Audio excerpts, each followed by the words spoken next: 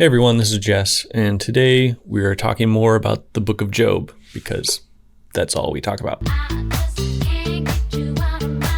So I'm titling this video, The Psychological Significance of the Book of Job, because I'm kind of starting to explore more deeply this idea that the book of Job is for healing. I really think that's true psychologically.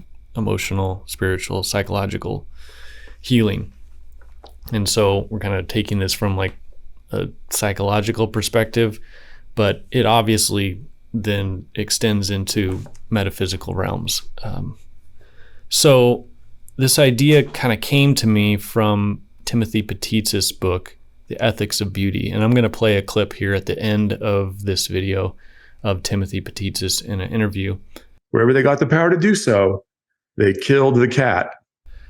And in his book, he hypothesizes that, or posits that, the Iliad is a book of healing for the soldiers and combatants in the Trojan War.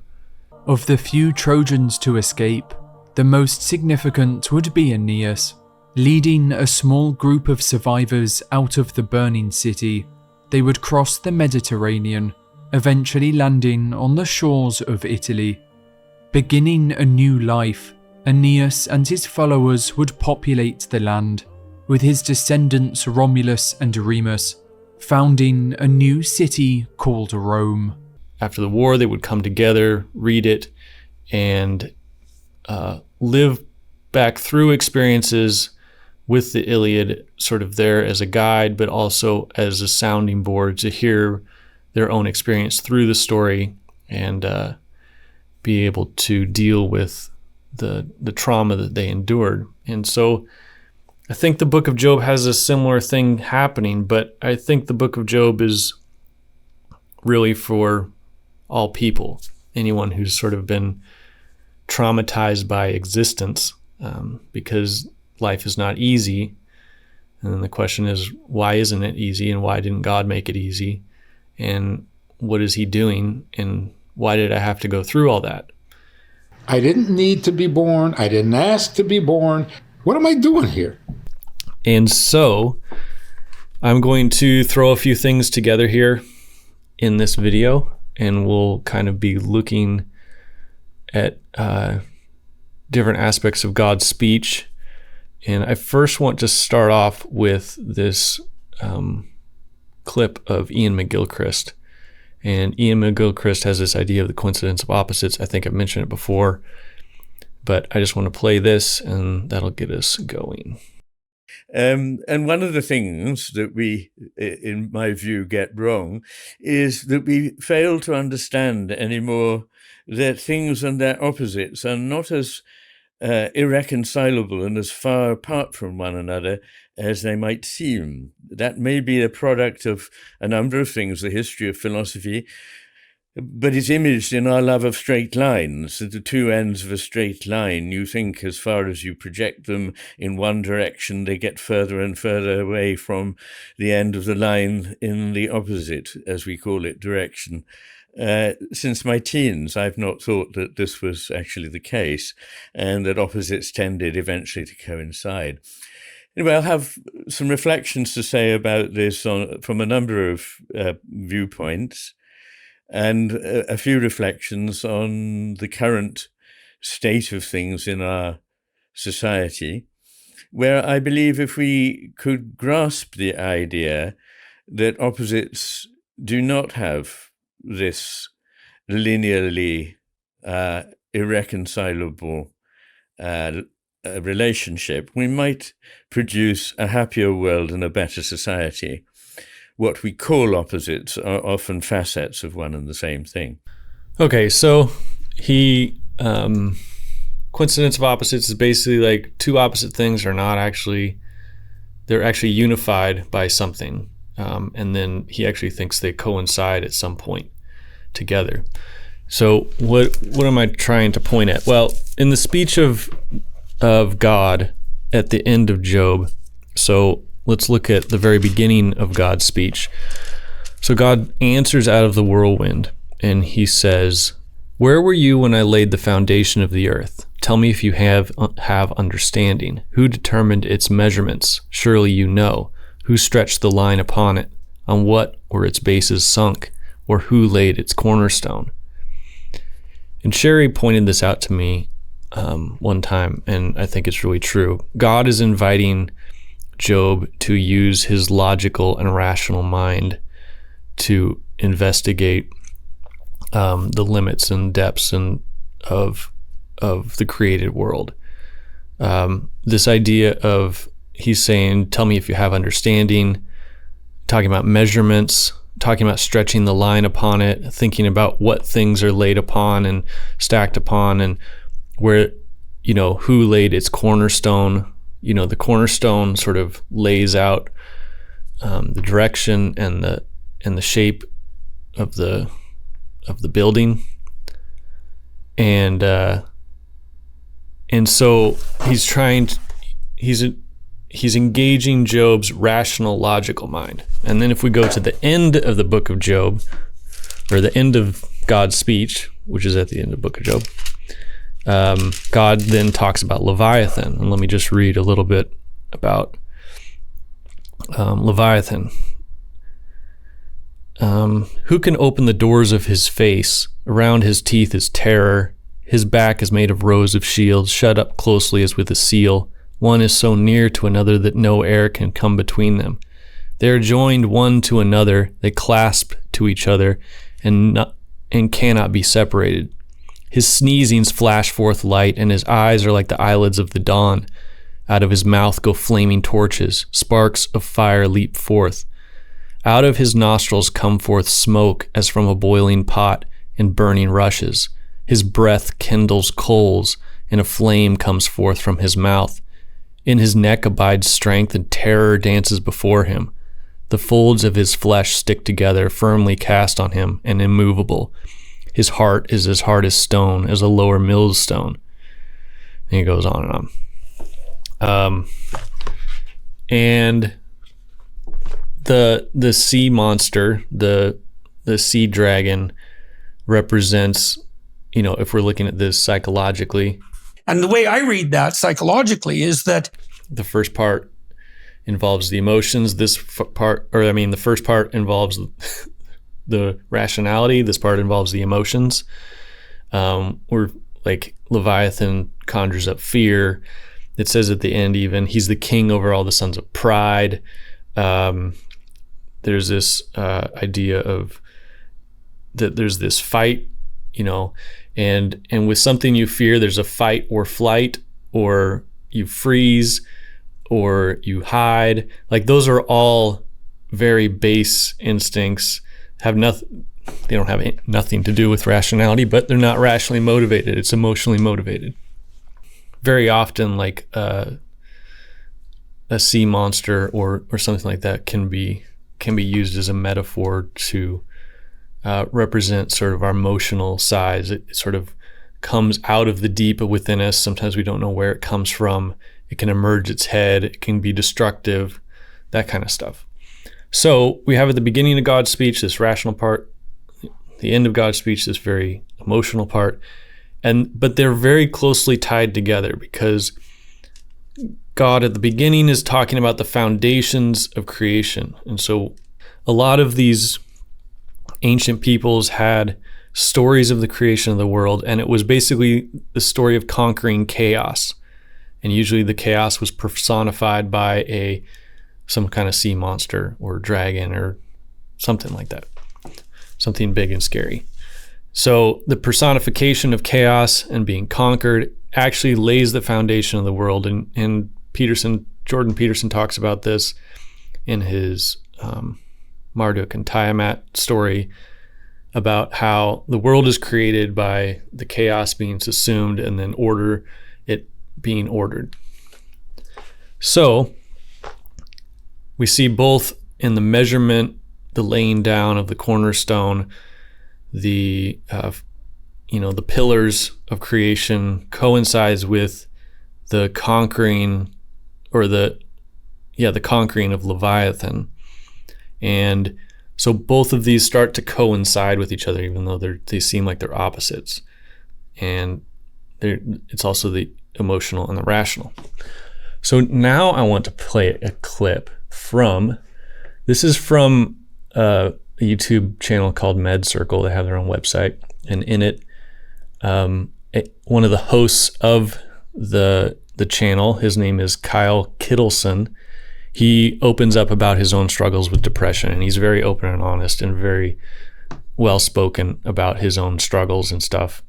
And he's talking to Dr. Judy Ho, and I don't know anything about her, but I've watched a couple of her videos and really like what she has to say.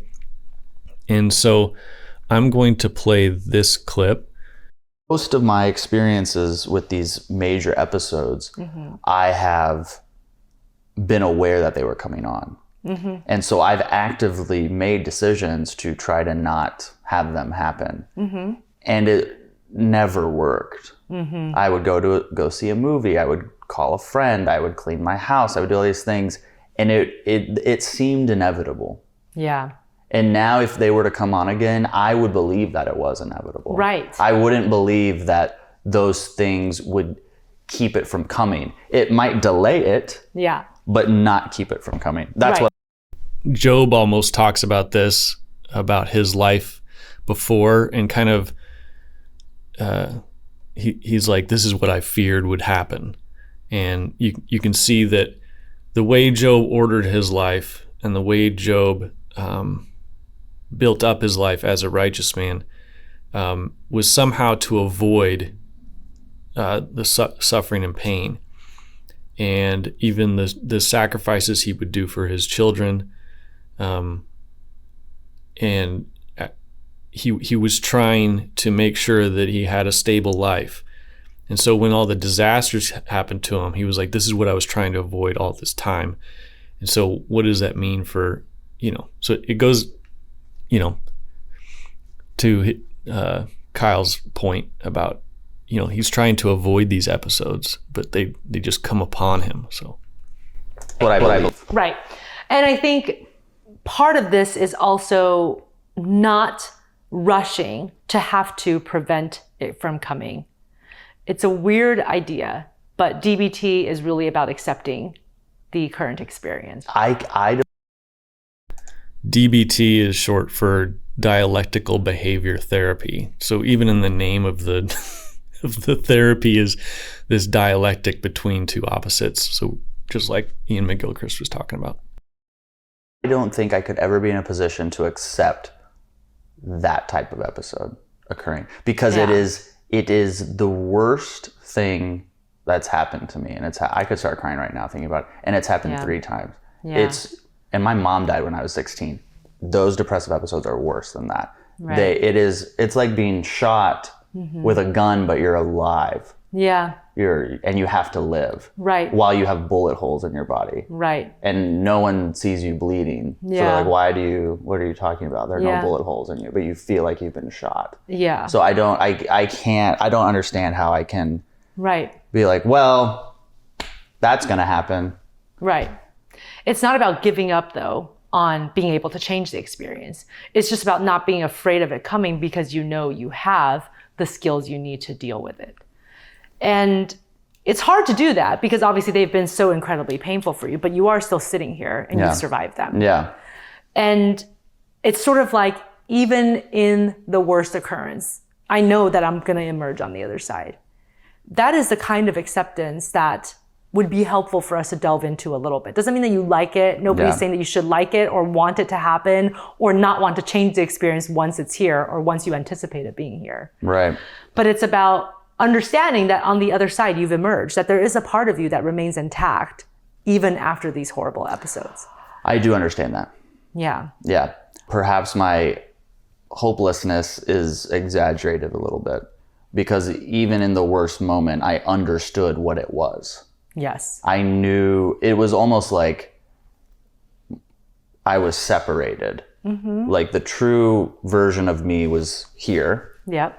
And we were on this ride that we didn't want to be on with the fake version of me. Right. So I recognized that it wasn't me. I recognized it wasn't who I was. And I recognized it was something that I felt like at the time was happening and I couldn't control it, but I knew that it would eventually go away. Right. Because I wasn't going to, I'll just leave it there. I like to use the analogy too. I like your analogy of the roller coaster. And I often use the analogy of people watching a play. And there's the actors in the play. And sometimes there's horrible things going on in the storyline. And then there's a narrator who is talking about what's going on, even the bad storylines, but they're a little bit removed because they're narrating the entire story and they kind of know the beginning and the end. And then there's the audience members who are even on another step more removed because they're watching all of this unfold, but they don't necessarily have a personal stake in it. And I think that there's all of these different levels of who we are. There's a level of us that's like actually the characters experiencing the pain and the turmoil because the storyline is horrible. And then there's a narrator who can take a step back and say, okay, I'm mindfully observing what's happening. And yeah, this is a really sad story, but I'm not emotionally steeped in it to the same level of the pain that the actors themselves might be experiencing. And then if you back up another level, there's sort of the audience, which is the audience will always be there. There's different audience members for different plays. They're interchangeable. But in the end, they've always been a group that will be there at any show. And that particular piece is the self that has seen you through all of your pain and all of your happy times and remains intact and nothing happens to it. That part of you is whole. That part she's describing, the part of you that's whole, and that what he was describing before about feeling like there's that observer where you can actually watch yourself going through something. That has something to do with the integrity of Job. So something like his self, and this, it's hard to talk about this without just using like Jungian psychology terms, because Jung was so into this idea of the self. But there's, just like she said, like you go through something horrible, whatever part of you emerges on the other side, that's more true than the stuff that got burned off through the experience. And so that's what I would call Job's integrity, and which allowed him to go through that. But I just to say real fast, like I think we all have that in some degree or another.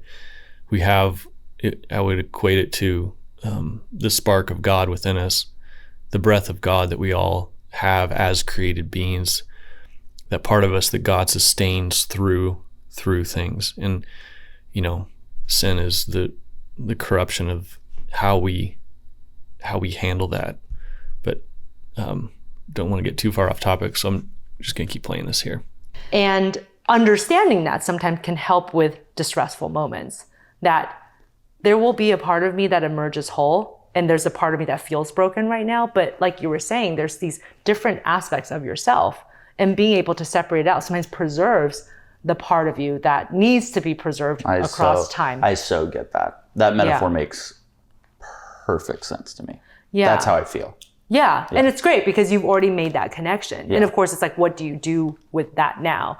And so sometimes we resist these horrible things from happening because we know how horrible it is. And there's one thing to intellectually say, I can stand it. But then there's also, what do you do in the moment when it's happening, right? And I think in the moment when you find yourself struggling with hopelessness or helplessness, the first thing to do is to spend a little bit of time, under a minute, just righting your mind again. Okay, we're not in a state of emergency. I'm able to handle this. Whatever I need to do to re-engage that, whether it's 10 deep breaths or self-soothing with the 5 senses or whatever I need to do to make sure that I can put my mind at a state that is not in fight or flight, because we don't make good decisions then. And it's hard for us to engage our wise mind. Then after that, once you realize that you've sufficiently gotten to a place of calm, then it's about introducing some of the deeper level strategies to try to manage the situation. So the first one is wise mind. It's this principle of engaging both the emotional and logical sides of you to a wise mind that actually can sort of transcend all of that. It's sort of the 1 + 1 doesn't equal 2. It's more than that. It's more than the sum of its parts. It's not just logical and emotion, mind together. It's something even better where you can actually take a step back and say, here's what my emotion mind wants to do. Here's what my logical mind wants to do. But when I gather everything together and also experience that there is a deeper meaning to all of this and what we're going through, what would that part of my mind want to do next? So when you feel hopeless or helpless, I'm imagining that your emotion mind is like screaming for you to run back into bed or do whatever you need to do. And then maybe there's your logical mind that's thinking, okay, what are the things that have worked in the past? Can I apply any of them now? I should apply them now. I should get better. Why am I not better? Why is this coming back? Maybe it's also the part that yells at you and self-criticizes. So then what would your wise mind do in that experience? You're asking me, huh? Yes. I don't know. I've never thought about it that way. Yeah. I've only tried to ignore my emotions and act on my logic. That is truly what I've tried to do. Yes. When my emotions like, just get back in bed, I'm like, oh, I really shouldn't do that. I should do this, but I don't want to do that. And then I probably just end up getting in bed anyway. Because that's the emotion part is so strong in those moments. Right. I don't know how to answer that question. Yeah. And so emotion and logical mind often fight each other. It's that dialectic that you're talking about. The emotion mind saying, I want to get back into bed. And your logical mind saying, you lazy bum, you're not getting back into bed. You know that's going to make it worse. Why don't you do something different for a change, right? To try to motivate yourself to get out of that. And it doesn't work because you're forcing them to compete for the next step. And it's really about bringing them together, acknowledging that they both have. I don't know how to do that. Yeah, well, and I think that's really where DBT comes in, is like teaching you the specific strategies to engage your wise mind. So we talked about one of them already, which is sort of this idea of radical acceptance. How do we accept that moment, knowing that there's a part of you that's always going to survive it? That is one of the techniques. That I think I can do. That is one of the techniques. So this is immediately what Job does after God speaks to him. He accepts. It's so weird how this whole thing lines up. Her description there of the process you go through and how you can be pitted against yourself, but then trying to come together in what she calls wise mind to sort out the problem, I think is really great. I think we see something like that with God's speech, but also we see it with Job too. So God starts out with the logical and then moves all the way to Leviathan and the emotional. But in Job's case, it actually starts out with the emotional. So he has his big lament in chapter 3. And then as he moves on, he kind of builds himself back up based on his integrity and based on the idea that he's a creation from God. And this brings in George MacDonald, who says, like, because we are his creation, we get to ask him why he made us, and we get to ask him for himself. We get to ask God for God and make a claim on him, is what George MacDonald says. So Job builds himself up, and then he makes a very clear, like, sort of logical listing, which is called his negative confession in chapter 29, 31. So in chapter 31, he makes this negative confession, and then he's silent after that. And Elihu comes and all that stuff. Then God finally speaks. And then the way God speaks after that, the question, it came up in my conversation with Dr. Jim, but it's also come up before. I think even as Sherry and I have talked about it, which is, why didn't God just say, hey, Job, I had this bet with the devil, and he said you were not going to be faithful, and I said you were, and you did, and good job. So let's just make this all better. God doesn't explain that, because I don't think that was what was actually happening. Like, there's a way in which Job has been going through a process, and God is like putting in the final effort to finish the process. And so he's not coming to, let's say, scare Job or to intimidate him or cause him fear, like Leviathan. And he's also not coming to explain stuff and spell it out like in a rational, logical way. He's coming to finish something. Yeah, it's really clear that this was not, this obviously wasn't a bet or anything. So God isn't explaining anything. What he does is he approaches Job as a whole person. And I want to play this last clip with Timothy Patitsas, who is talking about the city being a living organism, as opposed to like a dead object that you can dissect and take apart. Right here in Boston, there's something called EGC, the Emmanuel Gospel Center, and it's an evangelical Protestant research center and center for urban ministry, gospel ministry.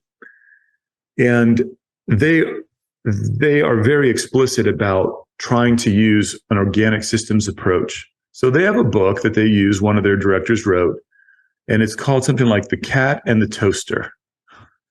And basically the idea is that living systems like a cat cannot be dissected and reassembled in the same way that simpler systems, non-living systems like like toasters can be.